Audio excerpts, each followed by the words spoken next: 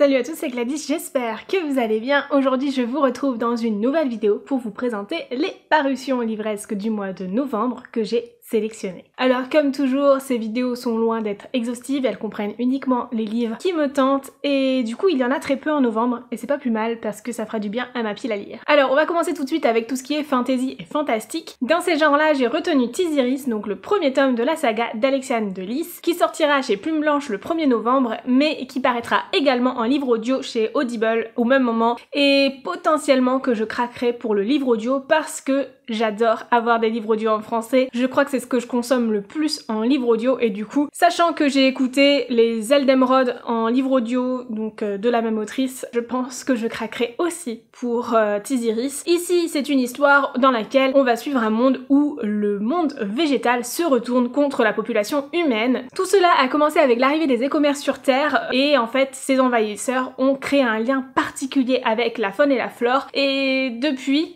finalement, chaque plante répond à leur appel et se ligue contre les humains. Les humains se sont donc réfugiés au fin fond de l'Afrique où ils sont pour le moment protégés de cette végétation. Mais du coup, ici, on va suivre Tiziris, une jeune humaine qui va se rendre compte que tout ce qu'on lui a inculqué depuis toujours n'est peut-être pas forcément vrai et en tout cas, elle va devoir remettre en question beaucoup de choses puisque cette humaine chasse pour subvenir aux besoins de sa famille et vu que les proies se raréfient, elle est obligée d'aller toujours plus loin, de plus en plus loin pour trouver des animaux à chasser pour sa famille, sauf que finalement elle va tomber sur un océan qui n'est pas du tout censé être là et il est supposé être à des kilomètres et des kilomètres encore et pas à l'endroit où elle le trouve. Du coup ça va lui mettre la puce à l'oreille et elle va remettre en question beaucoup de choses que les anciens, donc les déteneurs du savoir du monde, lui ont toujours inculqué. Voilà, ça a l'air assez intéressant. Honnêtement, je ne sais pas si j'achèterai ou pas le roman, mais je pense que j'utiliserai mon crédit Audible du mois pour lire ce livre-là. Enfin, je verrai. En tout cas, je le mets dans ma liste d'envie parce que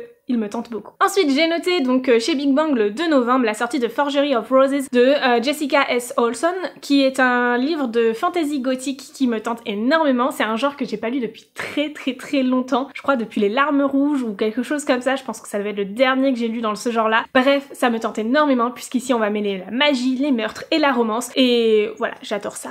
J'adore ça. Donc ici on va suivre Mira qui a un don et qui a la capacité de peindre des portraits qui permettent de modifier le corps de ses mannequins et du coup elle fait tout pour cacher ce don-là, protéger sa sœur dont elle a la responsabilité, sauf qu'un jour la femme du gouverneur vient la voir, elle a découvert son don et la menace de le dévoiler à tout le monde si elle ne produit pas un portrait de son fils de manière à le ramener à la vie parce que son fils vient juste de mourir dans un accident et tout ça va faire que Mira n'aura pas trop le choix d'accepter cette commande très particulière qui va peut-être remettre en question certaines choses d'un point de vue éthique aussi. Et pour mener à bien cette commande bien particulière, elle va devoir se rendre dans le manoir du gouverneur où elle va découvrir qu'il y a des choses qui sont bien plus mystérieuses et dangereuses que tout ce qu'elle aurait pu imaginer. Et clairement, ça me donne énormément envie. J'ai trop hâte de découvrir ce livre que je pense j'achèterai probablement dès le 2 novembre ou en tout cas tout début novembre parce qu'il a l'air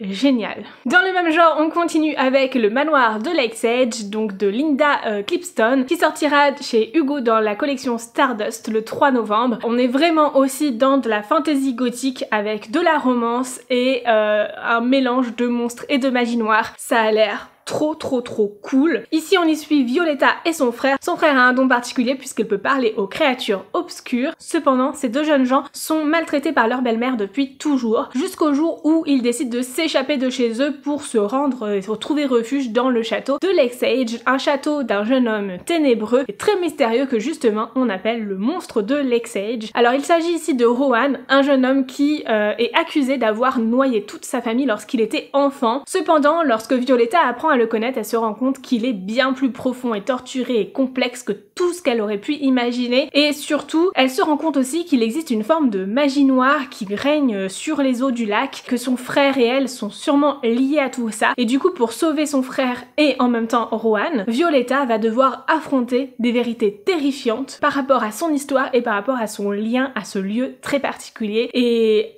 plutôt sinistre. En tout cas, c'est une histoire qui me tente énormément, que j'ai demandé en service de presse, donc que je recevrai bientôt et dont je pourrai vous parler. Bref, j'ai trop hâte parce que ce livre a l'air trop cool. Le dernier livre fantasy fantastique que j'ai noté, c'est le tome 2 de Sorcier de Maxime Fontaine qui sortira chez Gulfstream le 3 novembre. Ici, c'est une trilogie fantastique où on a beaucoup de magie sous différents aspects et des personnages très intrigants. Et dans ce deuxième tome, en plus de voir tous ces personnages, cette magie, le côté mystérieux aussi est très prenant où il se passe toujours quelque chose. Cette fois-ci, on suit la légende d'Atlantide, une légende que j'aime tout particulièrement et que j'ai hâte de découvrir sous les yeux et le regard et la plume de Maxime Fontaine. Bref, ça me tente énormément et je pense que je vais craquer pour ce deuxième tome. On passe maintenant à la romance et pour ce qui est de la romance contemporaine, j'ai noté seulement 2 titres pour cette fois-ci et ce sont 2 suites de saga. Le premier c'est Bodyguards, le deuxième tome de Laura S. Wilde, donc qui sortira chez Hugo New Roman le 3 novembre. J'ai toujours pas commencé le premier tome mais il a l'air vraiment super chouette cette saga avec des gardes du corps justement, a l'air trop cool. On est sur un peu un amour interdit et tout ça, bref ça me tente énormément. J'ai hâte de découvrir le premier tome que j'ai déjà dans ma pile à lire et en même temps du coup sûrement d'en découvrir le deuxième si ça me plaît. Et la deuxième saga que j'ai notée toujours chez Hugo New Roman et cette fois-ci le 10 novembre, c'est le tome 3 des Dieux du Campus de Phoenix B. Escher et F.V. Estier qui est du coup une saga de romance sportive universitaire qui est pleine d'humour, dont j'ai adoré le premier tome, j'ai hâte de lire le deuxième tome et du coup il y a le troisième qui sort là en novembre donc je vais pouvoir le lire aussi. C'est une saga en 4 tomes donc on arrive bientôt sur la fin. Le 4e tome est normalement prévu pour décembre mais ça ce sera l'objet d'une autre vidéo parution livresque à la fin du mois de novembre. Bref, voilà tout pour cette vidéo. J'espère sincèrement qu'elle vous aura plu, que vous aurez eu l'occasion de découvrir certains titres si ce n'était pas déjà fait. N'hésitez pas à me dire dans les commentaires quelles sont les parutions qui vous font envie, qu'elles fassent partie de cette vidéo ou pas d'ailleurs. Ça me permettra peut-être d'en découvrir d'autres. Sur ce, moi je vous fais de très gros bisous, je vous souhaite de très belles lectures et je vous dis à très bientôt dans une nouvelle vidéo. Ciao!